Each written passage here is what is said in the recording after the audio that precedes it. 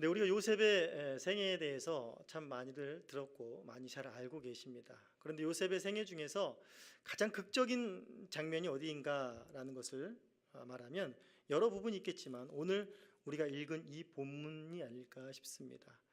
요셉과 형제들이 서로 부둥켜 안고 얼싸안고 막 우는 이 모습, 이 울음은 우리가 읽어봤다시피 슬퍼서 우는 울음이 아니죠. 기쁨과 어떤 감격의 울음입니다. 요셉이 17세에 부터 이제 요셉의 생애가 시작이 되는데, 그때를 기점으로 이제 형들과 이제 그 사이 속에서 우리가 헤어지는 아픔을 겪는 것을 알고 있습니다. 그리고 이제 요셉이 애굽의 총리가 된 30세 그때까지 거의 한 13년 그 어간 속에서 이제 형들과 처음 만나게 되고 또 깊은 그런 감동의 눈물을 흘리게 되는, 어떻게 보면 요셉 이야기의 클라이막스가 되는 그런 장면이라고 할 수 있습니다. 그런데 여기서 단순히 이 요셉과 형제들의 그 울음이라는 것이 단순하지만은 않습니다. 그냥 이상가족 상봉 정도의, 그리웠던 가족이 서로 만나는 정도의 그런 울음의 의미는 아닙니다. 우리가 요셉의 생애를 대충 다 알고 있듯이 요셉의 생애가 그렇게 만만치 않은 생애였다는 것을 우리는 알고 있습니다. 굉장히 인생이 꼬이고 뒤틀리고 그런 가운데서 결국 애굽의 총리가 되는 과정을 겪는 것을 우리는 알게 됩니다. 그 인생이 비비 꼬이고 틀리는 그 과정 속에 결정적인 역할을 한 게 누구입니까?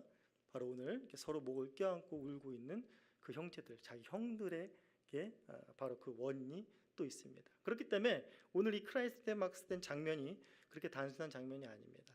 그리고 여기 나와 있는 이 요셉의 이 눈물의 의미가 단순한 의미가 아니라는 것, 이 눈물의 의미 속에 더 깊은 하나님의 뜻이 있다는 것을 오늘 한번 성경을 통해서 살펴보도록 하겠습니다. 그렇다면 우리가 성경 속에서 우리 37장으로 가서 요셉의 생애를 조금씩 훑어보는 그런 과정이 좀 필요할 것 같습니다.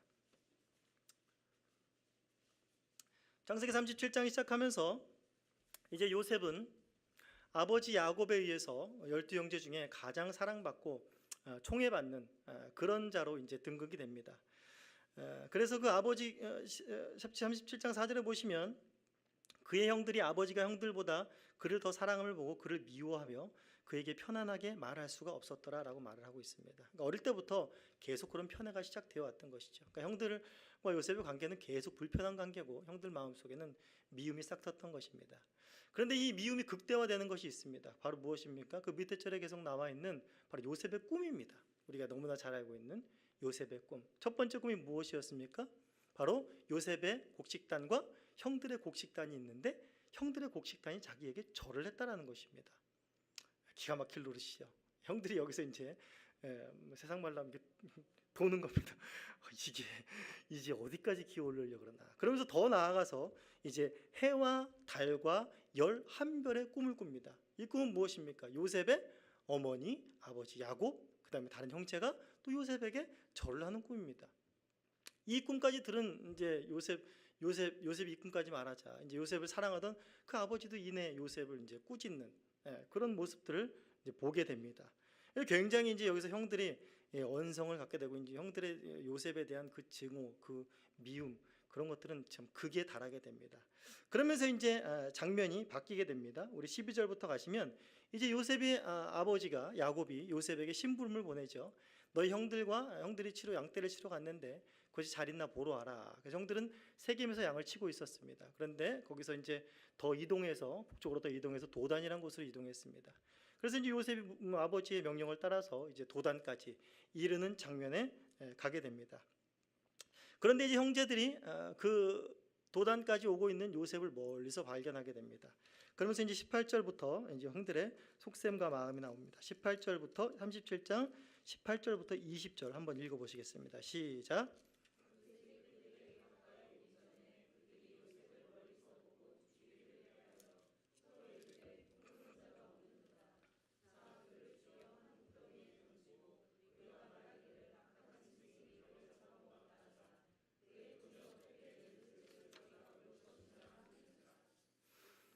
네, 지금 이제 무슨 일이 일어났습니까?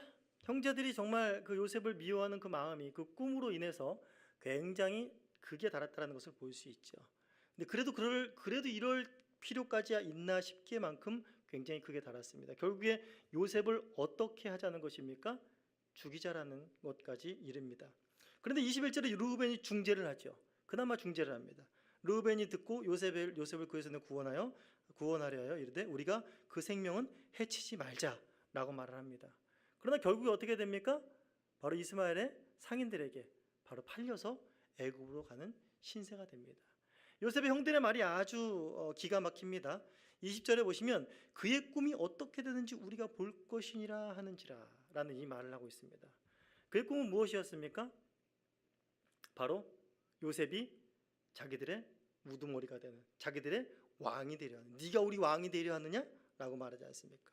우리 왕이 되려 하는 그 요셉의 야망이 어떻게 되나, 그 요셉의 야욕이 어떻게 되는가 한번 보자.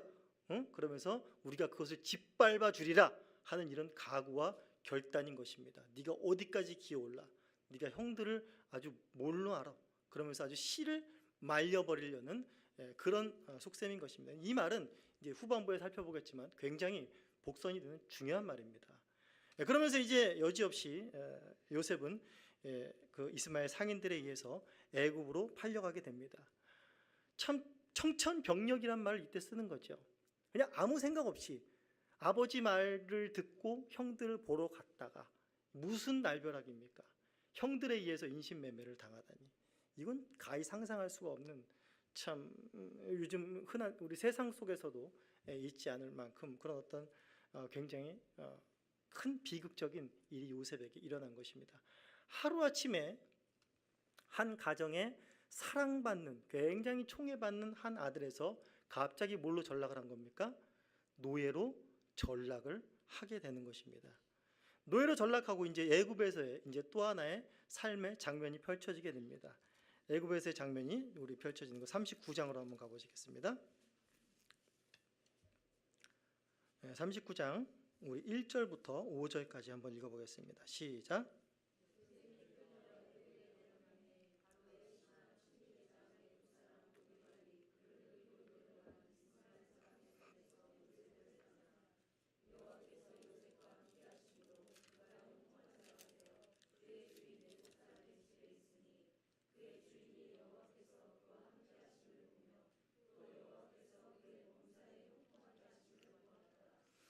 요셉이 그의 주인에게 은혜를 입어 섬김에 그가 요셉을 가정총무로 삼고 자기의 소유를 다 그의 손에 위탁하니 그가 요셉에게 자기의 집과 자기 모든 소유를 부터 여호와께서 요셉을 위하여 그 애굽 사람의 집에 복을 내리심으로 여호와의 복이 그의 집과 밭에 있는 모든 소유에 미친지라.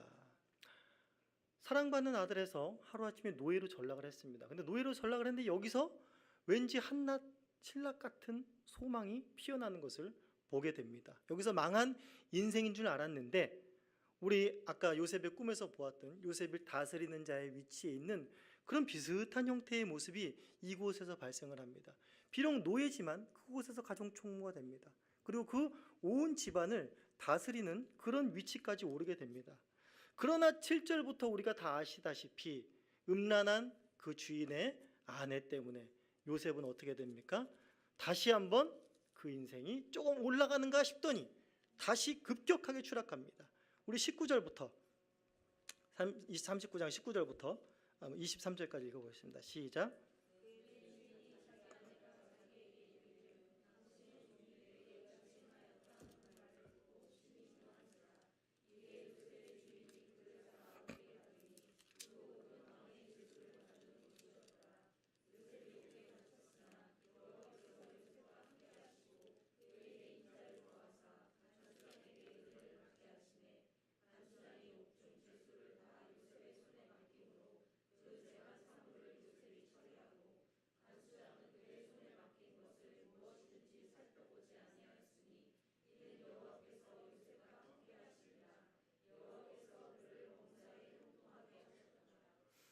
네.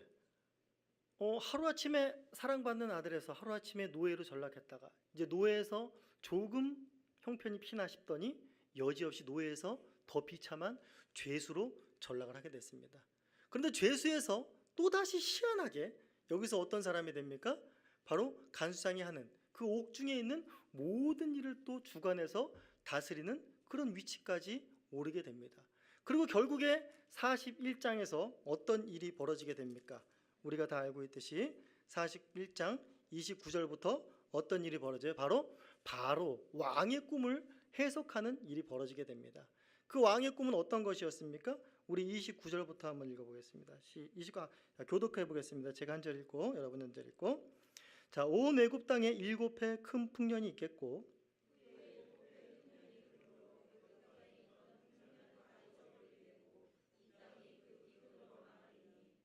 후에 든 그 흉년이 너무 심함으로 이전 흉년을 이 땅에서 기억하지 못하게 되리이다.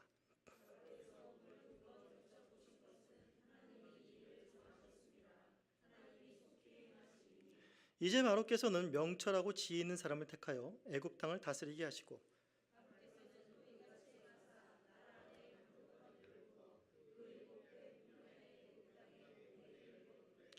그들로 장차올 풍년의 모든 곡물을 거두고 그 곡물을 바로의 손에 돌려 양식을 위하여 각 성읍에 쌓아두게 하소서.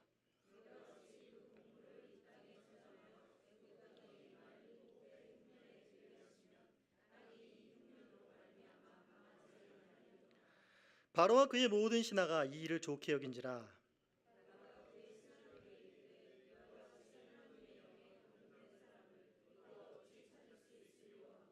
요셉에게 이르되 하나님이 이 모든 것을 내게 보이셨으니 너와 같이 명철하고 지혜 있는 자가 없도다.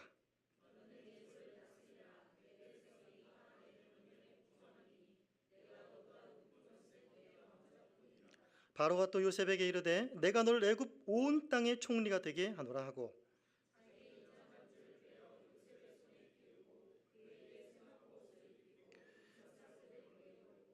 자기에게 있는 버금술에 그를 태우매 무리가 그의 앞에서 소리 지르기를 엎드리라 하더라. 바로가 그에게 애굽 전국을 총리로 다스리게 하였더라. 기가 막힌 이제 인생 역전이 일어났습니다. 이제 애굽 전역을 다스리는, 그냥 한 가정을 다스리는 자가 아니라, 감옥 죄수들을 다스리는 자가 아니라 애굽 전역과 온 땅에 걸쳐서 다스리는 그런 높은 지위에까지 이르게 되는 것을 볼 수가 있습니다. 이 얼마나 놀라운 사실입니까? 이러한 사실이 있고 난 다음에 이제 요셉이 꿈을 꾼 대로 이 땅 가운데는 7년의 풍년이 있고 그 다음에 7년의 기근이 찾아옵니다. 그 기근 속에서 이제 41장 57절에 보시면 각궁 백성도 다 양식을 사려고 애굽으로 돌아와 요셉에게 이르렀으니 기근이 온 세상 가운데 심하였습니다. 애굽 한 군데만 지정되어 있는 것이 아니라 애굽과 더불어 야곱 족속에 살고 있던 그 근동 모든 지방이 애굽 그 기근으로 인해서 또 죽게 된 그런 상황 가운데 펼쳐진 것입니다. 이제 13년 만에 다시금 야곱의 가족의 모습이 등장을 합니다. 자, 42장 보시면 그때 야곱이 애굽에 곡식이 있음을 보고 아들들에게 이르되 너희는 어찌하여 서로 바라보고만 있느냐? 야곱이 또 이르되 내가 들은즉 저 애굽에 곡식이 있다 하니 너희는 그리로 가서 거기서 우리를 위하여 사오라. 그러면 우리가 살고 죽지 아니하리라 하매. 그리고 이제 요셉의 형들이 애굽으로 곡식을 사러 가는 것입니다. 그림이 교묘하게 오버랩되지 않습니까?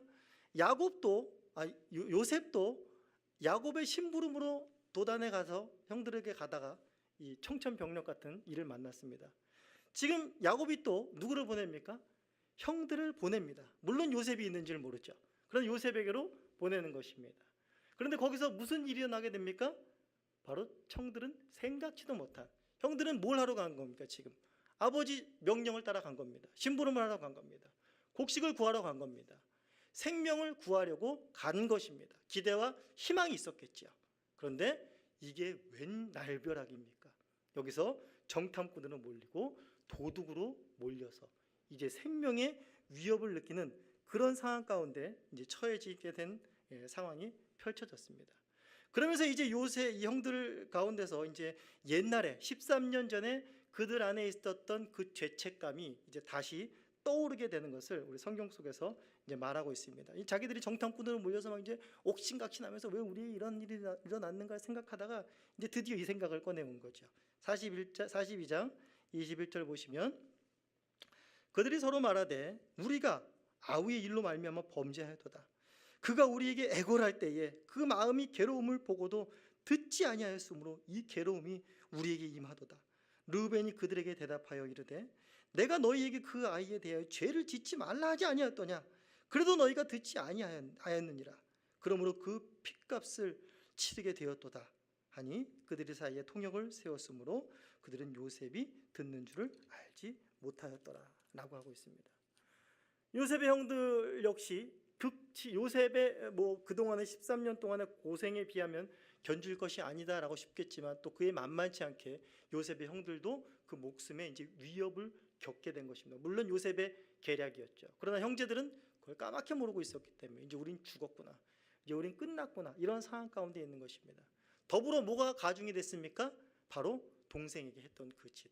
어쩌면 13년 동안 그냥 정당화시켰던, 그냥 무마시켰던, 그래도 어딘가 잘 살고 있겠지, 뭐 내가 죽였나? 이 형이 그랬지, 뭐 저 형이 그랬지, 서로 그랬던 그 마음에 양심의 가책이 한꺼번에 가중되어 몰려오는 이제 그런 응어리가 응집되어 있는 그런 클라이막스에 접하여진 그런 상황이라고 할 수 있습니다. 요셉 역시 마찬가지로 요셉도 이제 애굽의 총리가 되었지만 그 마음 속에는 어떻습니까? 여전히 애굽의 총리가 되었어도 아버지에 대한 그리움, 또 자기 사랑하는 막내 동생 베냐민에 대한 그리움, 그들을 보고 싶은 마음이 계속해서 애절하게 그들에게 있었던 것입니다. 그러면서 형들에게 묻는 것이 바로 그것이었습니다. 아버지가 잘 계시는지. 그러면서 막내 베냐민을 데리고 오라는, 계속 그 소리가 바로 요셉의 그런 갈망과 그런 응어리를 보여준다라고 할 수 있습니다.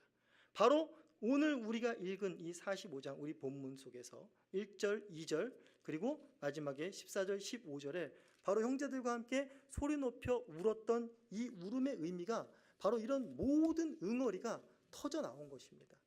그들의 힘으로 해결할 수 없었던, 형제들과 얽히고 설켜서 그걸 도저히 자기의 힘으로 해결할 수 없었던, 그 막히고 막혔던 것이 빵 터져 나오는 어떤 그런 감격과 그런 회복의 눈물이었다라고 할 수 있는 것입니다. 여러분도 그런 눈물을 흘려 보신 적 있습니까? 뭔가 응어리가 확 젖어 있는데 이게 뻥 터져 나오는 그런 시원함을, 아직도 응어리에 갇혀 계시는 네, 그런 의미라고 할 수 있습니다. 중요한 것은 무엇이냐 하면 바로 어떻게 이런 회복의 결과들이 있을 수 있는가, 어떻게 이런 눈물의 큰 기쁨과 어떤 감사들이 있을 수가 있는가라는 것을 우리가 여기서 성경을 통해서 좀 더 살펴봐야 된다라는 것입니다. 요셉이 애굽의 총리까지 이르렀고 이제 형제들과 화해하게 되는 이 장면 속에까지 가면 우리는 흔히 이제 요셉에 많이 쓰이는 요셉의 어떤 그 성공의 모델로서, 또 어떤 신앙의 어떤 롤 모델로서, 또는 우리가 가장 너무나 잘 알고 있는 꿈의 사람, 비전을 크게 갖는 사람의 모습으로서 요셉의 그동안 해왔던 행적에 대하여 굉장히 본을 받고자, 그렇게 하자, 그리하면 하나님께서 도우시리라, 그리고 반드시 인생이 역전하리라 라는 것으로 가기가 십상입니다.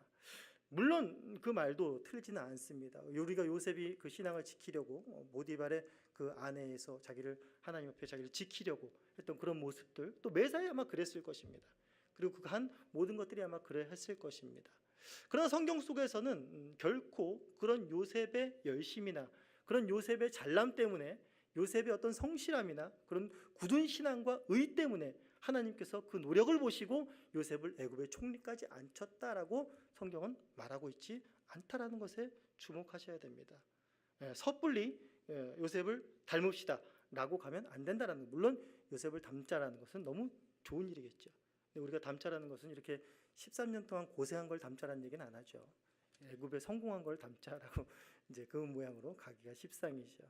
그러면서 사실상 성경 속에서 강조하는 것은 무엇인가 하면 요셉을 통해서, 그리고 그 요셉의 가족을 통해서, 그리고 애굽이라는 그 배경을 통해서 굉장히 크게 증가해 나가고 있죠. 그 가운데서 뭘 강조하냐면 요셉은 당할 수밖에 없는 사람이었다, 무방비로 당했다라는 것을 보여주고 있습니다. 애굽은 한 가정의 총애받는 아들이었지만은 그 꿈을 통해서, 그 꿈을 발설함으로 인해서, 그 꿈을 이야기함으로 인해서 더 자기가 그 높은 그 꿈을 이루기 위해서 노력하고 열심을 내서 결국에 그 자리에 올랐다라는 것이 아니라 생각지도 못하게 당했어요. 청천 그냥 날벼락을 맞은 거예요. 계속 날벼락을 맞은 거예요. 그래서 전혀 예상하지 못했지 않습니까? 요셉은 자기가 그런 꿈을 꾸리라고조차 상상하지 않았습니다. 흔히들 꿈은 어떻습니까? 꿈은 자기 욕망을 드러낸다 그러죠. 그러니까 자기가 생각하는 것이 많이 꿈으로 나온다 그러죠. 요셉이 계속 그런 생각을 가졌을까요? 내가 아버지한테 이렇게 사랑을 받으니까 언젠간 내가 형들을 다 눌러버리고 내가 이 집안의 재산을 다 독식하리라 라는 마음을 가졌을까요? 그런 마음, 욕망을 가진 요셉이었다면 그 꿈 말하지 않죠. 그렇죠? 그 정도의 욕망을 가질 수 있는 이렇게 뭐랄까요? 교활함이 있었다면 그 꿈을 함부로 배설하지 않죠. 얼마나 어리석어요. 철부지 없잖아요. 형들이 몇 단이 나한테 절을 하더라고. 자기도 무슨 뜻인지 알 거 아니에요. 해와 달과 11별이 저한테 절을 하더라고요. 에이 놈 새끼야. 그러면서 꾸지람을 맞을 짓이잖아요. 얼마나 철부지가 없어요. 자기가 꿈 자체부터 자기가 꾼 게 아니라면 너무나 신기한 거란 말이에요. 왜 이런 꿈이 나에게 일어났지? 그러면서 계속해서 벌어지는 일은 왜 이런 일이 나에게? 왜 이런 일이 나에게? 왜 이런 일이 나에게라는 것입니다. 그리고 그의 가족들도 어떻습니까? 형들도 왜 이런 일이 자기들에게? 그러면서 자기들이 동생에게 했던 그 죄책감 절대 씻어버릴 수 없고 절대 지워져 버릴 수 없습니다. 어떻게 보면 이들은 여기서 그렇게 생각했을 것입니다. 인과 응보다. 그 결론을 피해갈 수 없는, 우리 동생에게 죄를 졌으니 우리가 죽는 게 당연히 되겠구나. 이 운명을 피할 수 없는 자들인 것을 그들은 거기서 깨닫고 우린 죽었구나라고 했을 것입니다. 그리고 거기 죽지 않았더라도 양식을 구하여 가지 못하면 야곱과 그의 가족은 어떻게 되는 것입니까? 죽는 것입니다. 그 가문 가운데 애굽 말고는 양식을 구할 곳이 없는 것입니다. 또한 애굽의 요셉의 지혜가 아니었으면, 요셉의 꿈을 풀어주지 않았으면 애굽은 어떻게 됐겠습니까? 그 꿈을 아무도 몰랐다가 결국 7년의 풍년에 너무나 기뻤겠죠. 야, 이런 풍년이 우리에게 있었겠는가 하면서 흥청망청 쓰고 왕이 막 선대를 했겠죠. 그러나 뒤에 뭐가 온다고요? 앞에 있던 풍년이 생각조차 나지 않을 만큼 강력한 가뭄이, 기근이 찾아오는 것입니다. 애굽이 어떻게 됐겠습니까? 쑥대밭이 되는 것이죠. 온 땅이 황폐해지고 망할 수밖에 없는 그런 지경에 처한 것이죠. 요셉을 비롯해서 그의 가족과 애굽의 온 땅 모든 것이 어떻다라는 것입니까? 그들에게 닥쳐오는 환난과 기근과 죄와 모든 것들에 대해서 피할 길이 있다 없다? 피할 길이 없다라는 것을 보여주고 있습니다. 너희들은 답을 낼 수가 없다. 너희들은 모두 그 사망의 그늘에 앉아 멸망할 수밖에 없는 비극적인 인생에 너희들이 처해 있다라는 것을 성경은 말해주고 있다라는 것입니다. 그럼 이렇게 회복될 수 있고 이렇게 감격할 수 있고 이렇게 서로 뭉쳤던 응어리가 풀려나가는 그 눈물을 흘릴 수 있는 이유가 무엇입니까? 요셉이 분명하게 말하죠. 뭐라고 말하고 있습니까? 4절부터 우리 8절까지 다 함께 읽어보겠습니다. 45장 4절부터 8절입니다. 시작.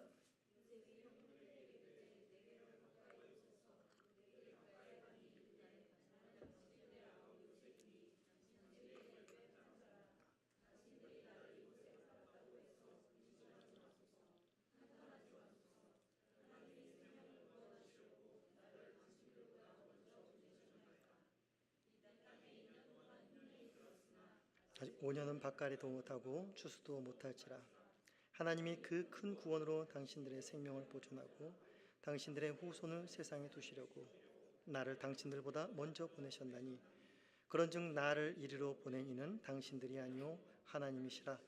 하나님이 나를 바로에게서 아버지로 삼으시고 그 온 집의 주로 삼으시며 애굽 온 땅의 통치자로 삼으셨나이다 라고 말하고 있습니다.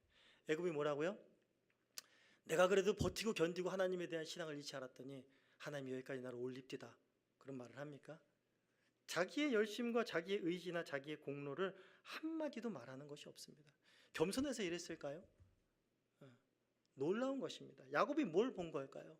알 수 없는 자기의 인생 가운데 쏟아지는 고난, 이해할 수 없는 꿈부터 시작해가지고 그 숱한 고난 속에서 야곱이 총리가 되게 오기까지 본 것이 무엇이었을까요? 그래 내가 이만큼 했어, 내가 이 정도는 했지, 내가 이 정도는 버텼지 라는 그런 자기의의가 쌓인 것이 아니라 그 가운데서 일하시는 하나님을 본 것입니다. 하나님의 열심을 본 것이에요. 하나님의 하나하나 그 일 속에 간섭하시는 하나님의 섭리를 보게 된 것입니다. 이것은 요셉만 본 것이 아니라 바로 보디발의 집에 있을 때부터 보디발부터 보기 시작, 애굽에서 애굽 사람부터 목도한 것이에요. 보디발이 뭐라 그랬어요? 야, 요셉은 보니 성실하고 말이야, 지혜가 총명하고 똑똑해, 저 정도면 맡길 수 있어 라고 했습니까? 아니죠. 그와 누가 함께하는 것을 봤다고요? 그 이방인이, 그 애굽 사람이 하나님이 함께하는 것을 보았다라는 거예요.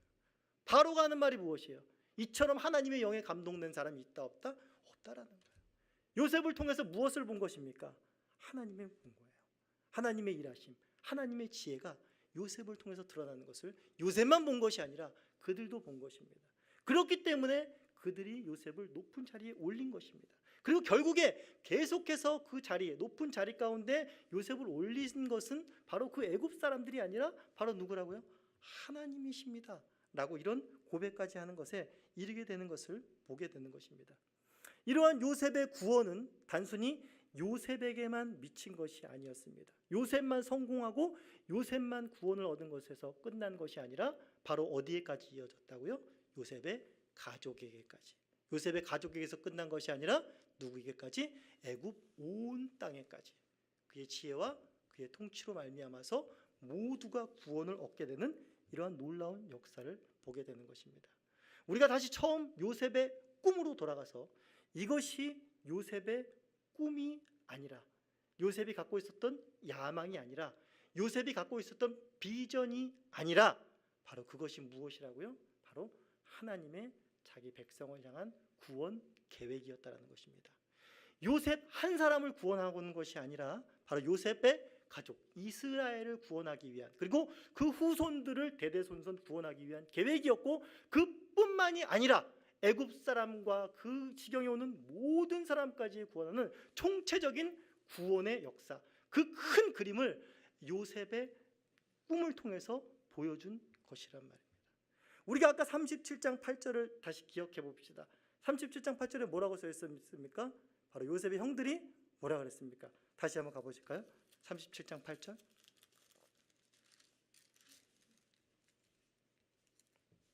아주 중요한 말이죠. 그 형들이 말하자. 그 형들이 그에게 이르되 내가 참으로 우리의 왕이 되겠느냐? 참으로 우리를 다스리게 되겠느냐? 라고 말을 하죠. 그러면서 20절에 뭐라고 말합니까? 자, 그를 죽여 한 구덩이에 던지고 우리가 말하기를 악한 짐승이 잡아먹었다 하자. 그 꿈이 어떻게 되었는지 우리가 볼 것이니라 라고 말하는 것이죠. 이게 요셉의 꿈이었다면, 요셉의 야망이었다면, 이것은 이 형들의 그 계략에, 형들의 그 술수에 의해서 깨지고 박살났을 것입니다.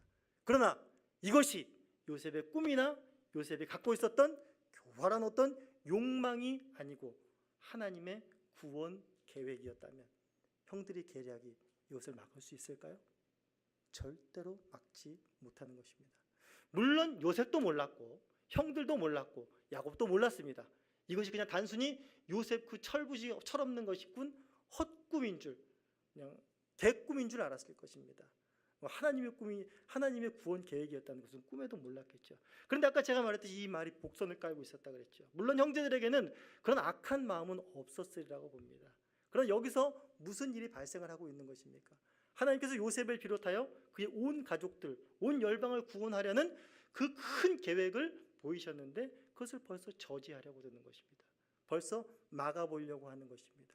계속해서 그런 태클을 거는 것입니다. 사실상 우리의 받은 구원을 생각해 봤을 때도 그러합니다.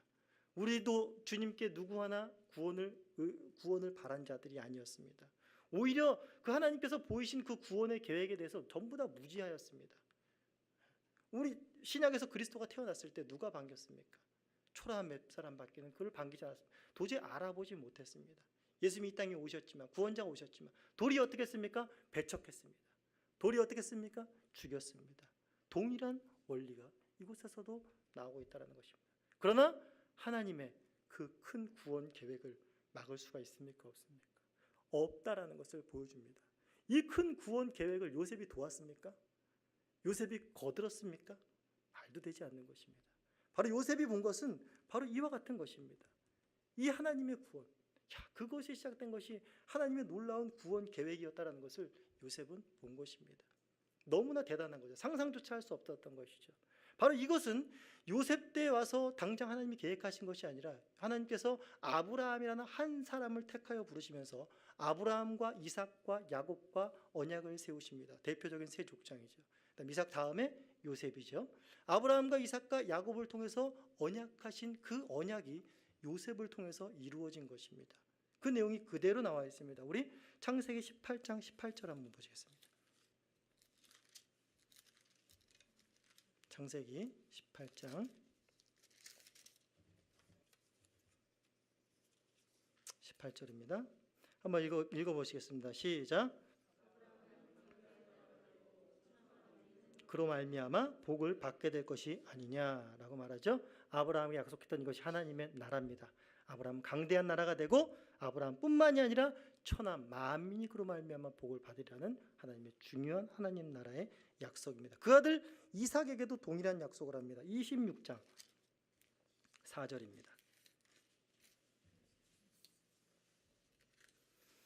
26장 4절 시작.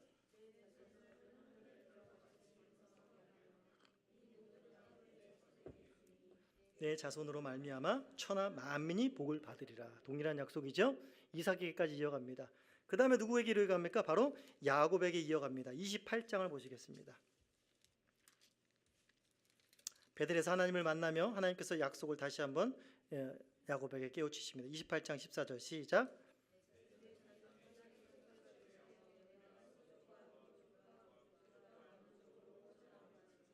땅의 모든 족속이 너와 내 자손으로 말미암아 복을 받으리라 라고 말씀하신 것입니다.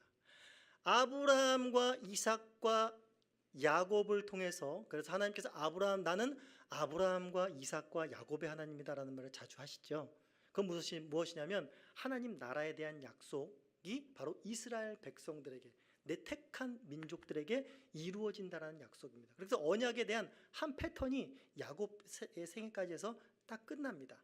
그러나 물론 그 생애 점진적으로 이루어지는 모습들이 있지만 여기서 크게 하나님께서 이루고자 하신 하나님의 나라입니다. 즉 하나님의 큰 구원의 역사입니다. 이 죄악된 세상에서 하나님께서 아브라함과 이삭과 야곱을 통해서 바로 그 나라가, 그들 통해 이룬 나라가 복을 받고 또 너로 인해서 천하 만민이 구원받을 것이라는 하나님의 큰 구원 계획을 선포하시고 그들과 약속하신 것입니다. 그리고 그 약속이 누구 때 이루어지는 것입니까? 지금 요셉 때 이루어지는 것입니다. 완전한 것은 아니지만 모형적으로 요셉 때 딱 이루어지는 것을 보여주시는 것입니다. 그러니까 얼마나 큰 그림입니까? 얼마나 상상할 수 없는 그림입니까? 아브라함 때부터 약속되어 온 하나님의 그 약속을 하나님은 신실하게 그의 생애들을 통해서, 가족사를 통해서 하나하나 이루고 있으셨다라는 것입니다. 그 이루고 있는 그 역사가 요셉의 그 고난과 아픔과 역경과 남모를 그 수모와 수치 속에서, 비참함 속에서 그것을 하나님이 가르쳐 주시는 것입니다. 그것을 요셉이 배우고 깨닫는 것입니다. 그래서 비로소 여기서 하나님을 찬송하게 되고, 여기서 바로 요셉이 그 형들과 안을 수 있고, 그 모든 화해의 물꼬가 터지고 그 안에 있었던 응어리가 터져 나가게 되는 것입니다. 요셉의 다스림과 요셉의 통치로 말미암은 그 요셉과 요셉의 가족과 온 애굽의 온 땅이 구원받는 이 모습의 이 구도를 생각하게 되면 우리는 당연히 신약에 와서 그리스도의 통치를 생각하게 될 수밖에 없습니다.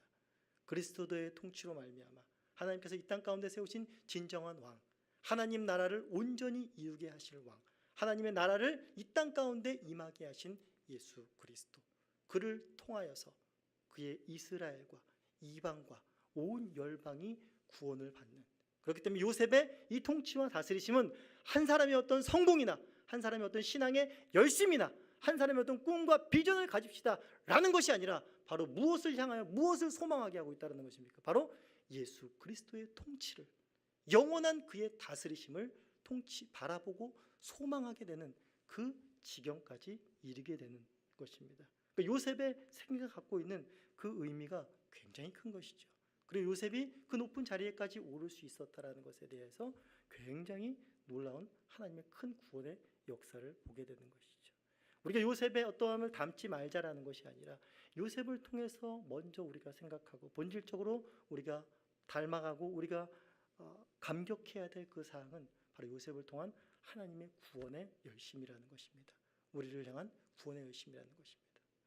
이 땅을 살아가면서 요셉같이 뭐 크고 작은 일들은 다 있겠지만 마음속에 응어리가 없는 사람이 어디 있겠습니까? 다 하나씩 응어리를 막 크고 작게 갖고 있지 않겠습니까? 다들 갖고 계시죠? 결혼하시면서 응어리가 많이 쌓이시고 그것을 어디 하나 해소할 수가 없지 않습니까? 그래서 항상 모든 만병의 그 근본이 뭐예요? 스트레스라는 거예요. 스트레스, 그죠? 계속해서 쌓여오는 것 아닙니까? 이것을 벗어날 수 있는 사람이 있다는 것입니까? 이것을 벗어날 수 있는 사람은 그 누구도 없다는 것을 성경은 보여주고 있습니다. 누구도 자기의 힘으로 그 응어리를 풀어낼 수 없습니다. 산에 가서 묵상을 이렇게 폭포 맞으면서 한다 그래도 그 응어리는 절대 사라지지 않습니다. 그 정도만 얕아졌다, 줄어들 커졌다 할 뿐이지. 모두가 다 그 눈물과 그 아픔과 그 고통의 응어리를 죽는 그날까지 안고 살아간다는 것입니다. 이런 가운데서 그것을 과연 그 응어리를 누가 터뜨려 줄 것인가? 그 응어리 모든 것이 터뜨려지고 그 감사와 감격의 눈물이 어떻게 가능할 것인가? 성도들이 바라봐야 될 것은 무엇이라고요? 바로 하나님께서 그 일을 하고 계신다고요. 하나님의 큰 구원을 보는 자만이 그 일을, 그 감격을, 그 모든 것이 풀어지고 거기서 참 자유함을 느낄 수 있는, 참 안식으로 들어갈 수 있는 성도가 된다는 것을 보여주고 있습니다. 우리 요한계시록의 말씀을 읽고 오늘 말씀을 마치도록 하겠습니다. 요한계시록 6장입니다.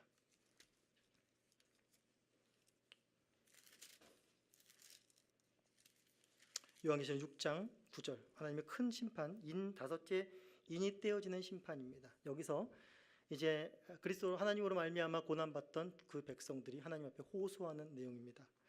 다섯째 인을 떼실 때에 내가 보니 하나님의 말씀과 그들이 가진 증거로 말미암아 죽임당한 영혼들이 제단 아래에 있어 큰 소리로 불러 이르되 거룩하고 참되신 대주제여 땅에 거하는 자들을 심판하여 우리의 피를 갚아주지 아니하시기를 어느 때까지 하시려나이까. 자기들이 흘린 그 순교의 피를 갚아주기를 어느 때까지 하시려나이까 라는 이들 안에도 응어리가 섞인 그것을 보여줍니다. 각각 그들에게 흰 두루마기를 주시며 이르되 우리 아직 잠시 동안의 시대 그들의 동무 종들과 형제들도 자기처럼 죽임당하여 그 수가 차기까지라 하시면서 아직까지 그 하나님께서 원하시는 그 피가 차기까지를 기다리라 말씀하십니다. 그러면서 7장을 보시겠습니다. 7장 14절부터 이제 그리스도의 피로 이제 구원받은 그의 백성들에 대한 이야기입니다. 14절부터 내가 말하기를 내 주여 당신이 아시나이다 하니 그가 나에게 이르되 이는 큰 환난에서 나오는 자들인데 어린 양의 피에 그 옷을 씻어 희게 하였느니라. 그러므로 그들이 하나님의 보좌 앞에 있고 또 그의 성전에서 밤낮 하나님을 섬기매 보좌에 앉으시가 그들 위에 장막을 치시리니 그들이 다시는 줄이지도 아니하며 목마르지도 아니하며 해나 아무 뜨거운 기운에 상하지도 아니하리니 이는 보좌 가운데에 계신 어린 양이 그들의 목자가 되사 생명수 샘으로 인도하시고 하나님께서 그들의 눈에서 모든 눈물을 씻어 주실 것입니다.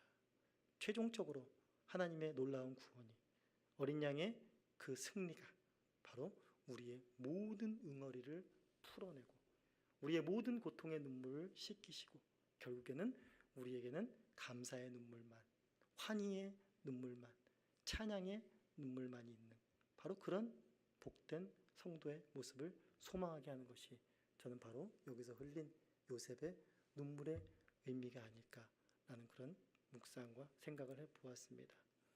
요셉 한 사람에게만 허락된 것이 아니라 오늘날 주님을 믿는 예수 그리스도를 그 주인으로 모시고 사는 우리 교회에 속한 모든 성도들에게 바로 이러한 날이 올 것임을 믿으시면서 이 땅에 응어리진 삶이 있더라도 그것을 믿음을 굳게 부여잡으시고 그날을 소망하며 하나님 나라의 완성을 기다리며 살아가시는 저와 교회 여러분이 되기를 간절히 소원합니다. 지금 찬송하시겠습니다.